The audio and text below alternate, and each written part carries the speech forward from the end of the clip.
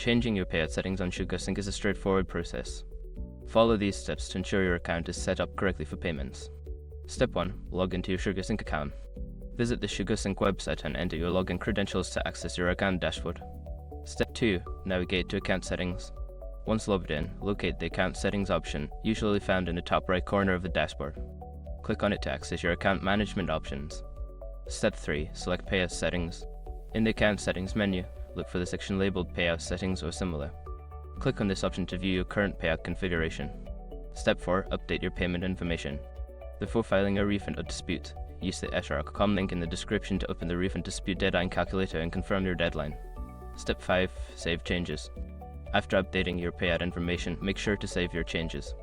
Look for a Save or Update button at the bottom of the page and click it to confirm your new settings. By following these steps, you can successfully change your payout settings on SugarSync. Make sure to review your settings periodically to ensure they remain accurate.